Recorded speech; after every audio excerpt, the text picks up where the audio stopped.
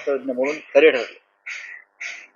नोटबंदीच्या काळामध्ये संसदेतलं त्याचं भाषण या देशानं पुन्हा पुन्हा ऐकलं पाहिजे. नोटबंदीमुळे देशाचा GDP 2% घसरेल. नोटबंदी हे डिझास्टर आहे.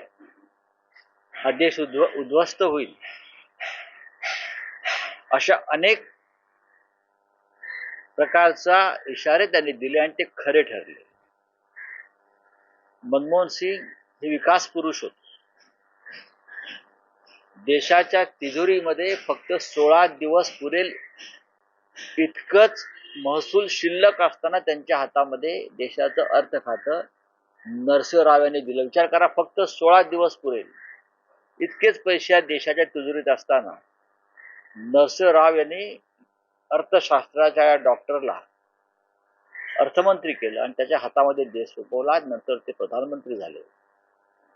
आज नरेंद्र मोदी हे 85 कोटी लोकांना जे फुकट धान्य देत आहेत, गरिबांना, कोणीही उपाशी राहणार नाही. प्रत्येकाच्या घरात चूल पेटेल. ही योजना मूळ मनमोहन सिंग यांची आहे. अन्न सुरक्षा कायदा त्यांनी आणला. अन्न सुरक्षा कायदा हे त्यांचं योगदान आहे. रोजगार हमी योजना म्हणजे मनरेगा, प्रत्येकाला काम मिळालं पाहिजे, ही सुद्धा त्यांचीच योजना आहे. अशा अनेक योजना त्यांनी देशाच्या जनतेसाठी आणल्या. अत्यंत प्रामाणिक म्हणून, सचोटीचा म्हणून त्यांचा बोलबाला होता, तो शेवटपर्यंत टिकला. देश त्यांच्या जाण्यानं, माजी पंतप्रधान असून सुद्धा त्यांच्या जाण्यानं दुःखी आहे. मुंबईवर त्यांचं विशेष प्रेम होतं, कारण ते रिझर्व्ह बँकेचे गव्हर्नर म्हणून मुंबईत त्यांनी काम केलं. मुंबईतली जी मेट्रो तुम्हाला दिसते त्याचे श्रेय कोणी घेऊ द्या, त्याचं श्रेय मी डॉक्टर मनमोहन सिंग यांना देईन.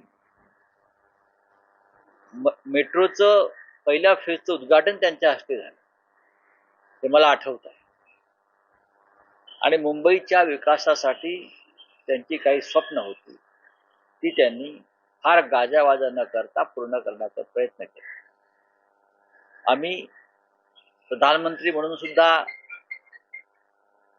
पार्लमेंटला असताना त्यांच्याशी आमचा संवाद राहिला.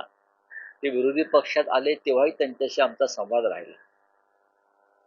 हिंदुहृदय सम्राट बाळासाहेब ठाकरे यांचे त्यांचे अत्यंत जिव्हाळ्याचे संबंध होते आणि ते त्यांनी कायम टिकवले.